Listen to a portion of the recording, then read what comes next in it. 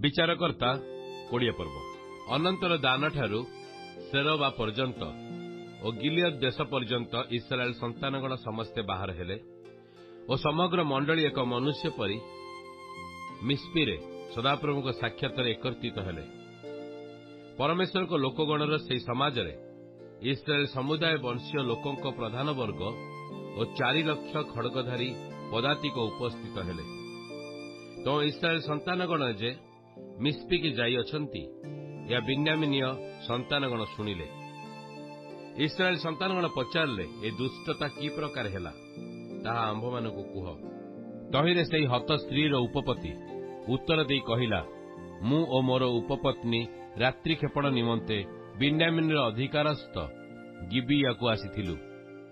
पुणी गिबियार लोक माने मो विरुद्धरे उठी रात्रि रे गृह चतुर्दिगरे मते घेरिले। मते से माने बद्ध करने को विचार कले। पुणी मोर उपपत्नी की बलात्कार कले। तहिरे से मला।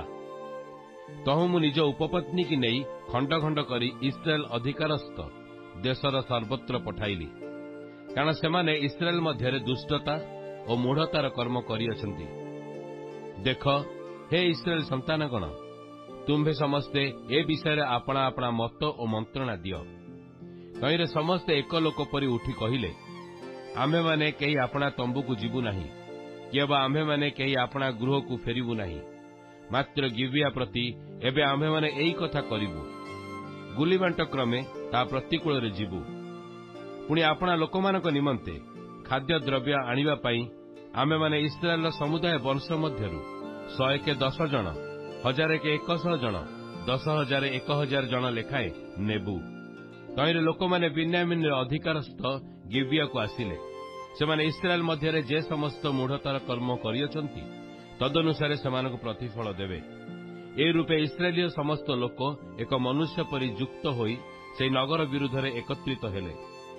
अनंतर इस्राएल वंश बिन्यामीन समुदाय वंश निकट को लोक पठाई कहिले, तुम्भमानक मध्यरे एक दुष्टता घटिअछि। एबे तुमे माने से गिबियार पापाधम संतान मानकु समर्पण कर। तहिरे आम्भे माने सेमानकु बध करी इस्राएल मध्यरु दुष्टता दूर करिबा। मात्र बिन्यामीन आपणा भ्राता इस्राएल संतानगणर रब शुणिबाकु सम्मत हेले नाही। पुणी इस्राएल संतानगण संगे युद्ध करिबा पई बिन्यामीन संतानगण नगर मानरु बाहरी गिबिया को जाई एकत्रित हेले। सेई दिन नगर मानरु आगत बिन्यामीन संतानगणर 26,000 खड़गधारी लोक गणित हेले। या छड़ा गिबिया निवासी लोकमानकर 700 बछा लोक गणित हेले। एई लोक समूह मध्यरे 700 बछा लोक बाँ हाथिया थिले। सेमाने प्रत्येक बणा नही एक केश को ही लक्ष्य करी छाटिणी मारी पारंती। बिन्यामीन छड़ा इस्राएल खड़गधारी 4 लाख लोक गणित हेले। ए समस्ते योद्धा। ए उतारे इस्राएल संतानगण उठी बैथेल को जाई परमेश्वर को निकट रे पचारि कहिले, बिन्यामीन संतानगण सहित युद्ध करिबा पई आम्भमानक पक्षरे प्रथमे किए जीव? सदाप्रभु कहिले, जिहुदा प्रथमे जीव। तहिरे इस्राएल संतानगण प्रभातरे उठी गिबिया विरुद्ध रे छाउणी स्थापन कले।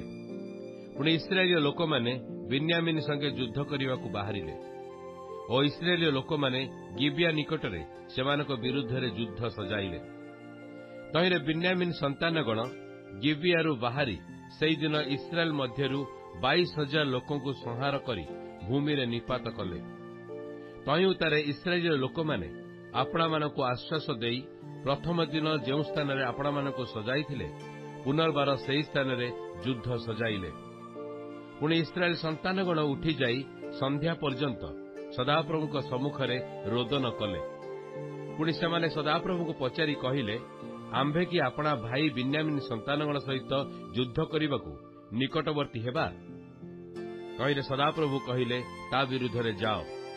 ये उतारे इस्राएल संतानगण द्वितीय दिन बिन्यामीन संतानगण विरुद्ध रे युद्ध करिबाकु निकटवर्ती हेले।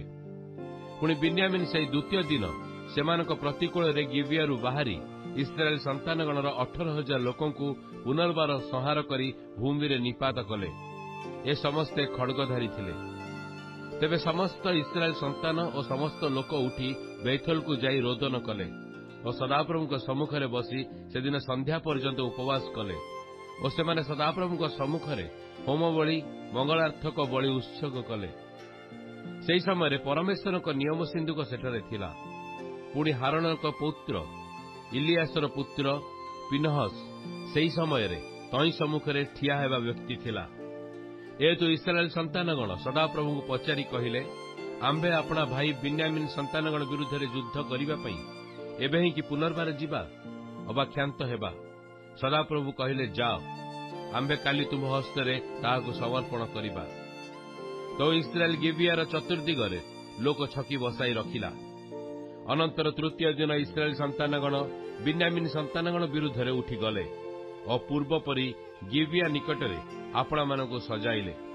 ତ ବିନ୍ୟାମିନ୍ ସନ୍ତାନଗଣ ସେହି ଲୋକମାନଙ୍କ ବିରୁଦ୍ଧରେ ଯାଇ ନଗରଠାରୁ ଦୂରକୁ ଆକର୍ଷିତ ହେଲେ। ପୁଣି ପୂର୍ବ ସମୟ ପରି ଲୋକମାନଙ୍କୁ ଆଘାତ ଓ ବଦ୍ଧ କରିବାକୁ ଲାଗିଲେ। ଆଉ ବୈଥଲ ଆଡ଼େ ଓ କ୍ଷେତ୍ର ଦେଇ ଗିବିଆ ଆଡ଼େ ଯିବା ଦୁଇ ସଡ଼କରେ ସେମାନେ ଊଣାଧିକ ଇସ୍ରାଏଲୀୟ 30 ଲୋକଙ୍କୁ ବଧ କଲେ। ତ ବିନ୍ୟାମିନ୍ ସନ୍ତାନମାନେ କହିଲେ, ଏମାନେ ତ ପୂର୍ବ ପରି ଆମ୍ଭମାନଙ୍କ ସମ୍ମୁଖରେ ପରାସ୍ତ ହେଉଅଛନ୍ତି। ମାତ୍ର ଇସ୍ରାଏଲ ସନ୍ତାନଗଣ କହିଲେ, ଆମ୍ଭେମାନେ ପଳାଇ ନଗରରୁ ସଡ଼କକୁ ସେମାନଙ୍କୁ ଆକର୍ଷଣ କରିନେଉ। ତ ଇସ୍ରାଏଲ ଲୋକ ସମସ୍ତେ ଆପଣା ଆପଣା ସ୍ଥାନରୁ ଉଠି ବାଲତାମରରେ ଆପଣାମାନଙ୍କୁ ସଜାଇଲେ। ଏଥିମଧ୍ୟରେ ଇସ୍ରାଏଲ ଛକି ବସିଥିବା ଲୋକମାନେ ଗିବିଆସ୍ଥ ଆପଣା ଆପଣା ସ୍ଥାନରୁ ଏକାବେଳେ ଉଠି ଆସିଲେ। ତ ଇସ୍ରାଏଲିଆ ସମସ୍ତ ଲୋକଙ୍କ ମଧ୍ୟରୁ 10,000 ବଛା ଲୋକ ଗିବିଆ ନିକଟକୁ ଆସନ୍ତେ ଭାରି ଯୁଦ୍ଧ ହେଲା। ମାତ୍ର ଅମଙ୍ଗଳ ଆସି ଯେ ସେମାନଙ୍କ ଉପରେ ପଡ଼ିଲାଣି ଏହା ସେମାନେ ଜାଣିଲେ ନାହିଁ। ସେତେବେଳେ ସଦାପ୍ରଭୁ ଇସ୍ରାଏଲ ସମ୍ମୁଖରେ ବିନ୍ୟାମିନ୍କୁ ଆଘାତ କଲେ। ତହିଁରେ ଇସ୍ରାଏଲ ସନ୍ତାନଗଣ ସେହିଦିନ ବିନ୍ୟାମିନ୍ର 25,100 ଲୋକ ବଧ କଲେ। ଏ ସମସ୍ତେ ଖଡ୍ଗଧାରୀ ଥିଲେ। ଏହି ରୂପେ ବିନ୍ୟାମିନ୍ ସନ୍ତାନଗଣ ଆପଣାମାନଙ୍କୁ ପରାସ୍ତ ହେବାର ଦେଖିଲେ। କାରଣ ଇସ୍ରାଏଲୀୟ ଲୋକମାନେ ଗିବିଆରେ ଛକି ବସାଇଥିବା ଲୋକମାନଙ୍କ ଉପରେ ନିର୍ଭର ରଖି ବିନ୍ୟାମିନ୍କୁ ସ୍ଥାନ ଛାଡ଼ିଦେଲେ। ଏଥିମଧ୍ୟରେ ଛକି ବସିବା ଲୋକମାନେ ଶୀଘ୍ର ମାଡ଼ି ଆସି ଗିବିଆ ଆକ୍ରମଣ କଲେ। ପୁଣି ଛକି ବସିବା ଲୋକମାନେ ଆସି ଖଡ୍ଗଧାରରେ ସମସ୍ତ ନଗର ଆଘାତ କଲେ। ଆଉ ସେ ଛକି ବସିବା ଲୋକମାନେ ଯେପରି ନଗରରୁ ବୃହତ୍ ଧୂମ ମେଘ ଉଠାଇବେ, ଇସ୍ରାଏଲ ଲୋକମାନଙ୍କ ସହିତ ସେମାନଙ୍କର ଏହି ଚିହ୍ନ ସ୍ଥିର ହୋଇଥିଲା। ଏହେତୁ ଇସ୍ରାଏଲୀୟ ଲୋକମାନେ ଯୁଦ୍ଧବେଳେ ମୁଖ ଫେରାଇଲେ। ତ ବିନ୍ୟାମିନ୍ ଇସ୍ରାଏଲର ଲୋକମାନଙ୍କୁ ଆଘାତ କରି ଊଣାଧିକ 30 ଜଣଙ୍କୁ ବଧ କଲେ। କାରଣ ସେମାନେ କହିଲେ, ପ୍ରଥମ ଯୁଦ୍ଧରେ ଯେପରି ଏବେ ମଧ୍ୟ ସେପରି ନିଶ୍ଚୟ ଏମାନେ ଆମ୍ଭମାନଙ୍କ ସମ୍ମୁଖରେ ପରାସ୍ତ ହେଉଅଛନ୍ତି। ମାତ୍ର ଯେତେବେଳେ ନଗରରୁ ସ୍ତମ୍ଭ ଆକାରର ଧୂମ ମେଘ ଉପରକୁ ଉଠିବାକୁ ଲାଗିଲା, ସେତେବେଳେ ବିନ୍ୟାମିନୀୟ ଲୋକମାନେ ପଛକୁ ଅନାଇଲେ। ଆଉ ଦେଖ, ସମୁଦାୟ ନଗରର ଧୂମ ଆକାଶକୁ ଉଠୁଅଛି। ତ ଇସ୍ରାଏଲୀୟ ଲୋକମାନେ ନେଉଟିଲେ। ପୁଣି ବିନ୍ୟାମିନୀୟ ଲୋକମାନେ ବିହୋଳ ହେଲେ, କାରଣ ସେମାନେ ଆପଣାମାନଙ୍କ ଉପରେ ଅମଙ୍ଗଳ ଆସି ପଡ଼ିଲା ବୋଲି ଦେଖିଲେ। ଏଣୁ ସେମାନେ ଇସ୍ରାଏଲୀୟ ଲୋକମାନଙ୍କ ସମ୍ମୁଖରୁ ପ୍ରାନ୍ତର ପଥ ଆଡ଼େ ଫେରିଲେ। ମାତ୍ର ଯୁଦ୍ଧ ସେମାନଙ୍କ ପଛେ ପଛେ ଲାଗି ରହିଲା। ପୁଣି ନଗରମାନରୁ ଆଗତ ଲୋକମାନେ ସେମାନଙ୍କ ପଥ ମଧ୍ୟରେ ସଂହାର କଲେ। ସେମାନେ ବିନ୍ୟାମିନୀୟ ଲୋକମାନଙ୍କୁ ଚାରିଆଡ଼ୁ ଘେରିଲେ ଓ ସେମାନଙ୍କୁ ଗୋଡ଼ାଇ ସେମାନଙ୍କ ବିଶ୍ରାମ ସ୍ଥାନରେ ସୂର୍ଯ୍ୟୋଦୟ ଆଡ଼େ ଗିବିଆ ସମ୍ମୁଖସ୍ଥ ସ୍ଥାନ ପର୍ଯ୍ୟନ୍ତ ସେମାନଙ୍କୁ ଭୂମିରେ ଦଳି ପକାଇଲେ। ତହିଁରେ ବିନ୍ୟାମିନ୍ର 18,000 ଲୋକ ହତ ହେଲେ। ସେ ସମସ୍ତେ ବୀର ଥିଲେ। ଏ ଉତ୍ତାରେ ସେମାନେ ଫେରି ପ୍ରାନ୍ତର ଆଡ଼େ ରିମୋନ୍ ଶୈଳକୁ ପଳାଇଲେ। ତେଣୁ ଏମାନେ ସଡ଼କରେ 5,000 ଲୋକଙ୍କୁ ଗୋଟାଇ ସାଉଁଟି ମାଗିଲେ। ପୁଣି ଗିଦିଓନ୍ ପର୍ଯ୍ୟନ୍ତ ସେମାନଙ୍କ ପଛେ ଲାଗି ରହି ସେମାନଙ୍କର 2,000 ଲୋକଙ୍କୁ ବଧ କଲେ। ଏହି ରୂପେ ସେଦିନ ବିନ୍ୟାମିନ୍ର ଖଡ୍ଗଧାରୀ 25,000 ଲୋକ ହତ ହେଲେ। ସେ ସମସ୍ତେ ବୀର ଥିଲେ। ମାତ୍ର 600 ଲୋକ ନେଉଟି ପ୍ରାନ୍ତର ଆଡ଼େ ରିମୋନ୍ ଶୈଳକୁ ପଳାଇଲେ ଓ ରିମୋନ୍ ଶୈଳରେ 4 ମାସ ରହିଲେ। ଅନନ୍ତର ଇସ୍ରାଏଲ ଲୋକମାନେ ବିନ୍ୟାମିନ୍ ସନ୍ତାନଗଣର ପ୍ରତିକୂଳରେ ଫେରି ସମୁଦାୟ ନଗର ଓ ପଶୁ ଯାହା କିଛି ପାଇଲେ ସେସବୁକୁ ଖଡ୍ଗଧାରରେ ଆଘାତ କଲେ। ଆହୁରି ସେମାନେ ଯେତେ ନଗର ପାଇଲେ ସେସବୁରେ ଅଗ୍ନି ଲଗାଇଲେ।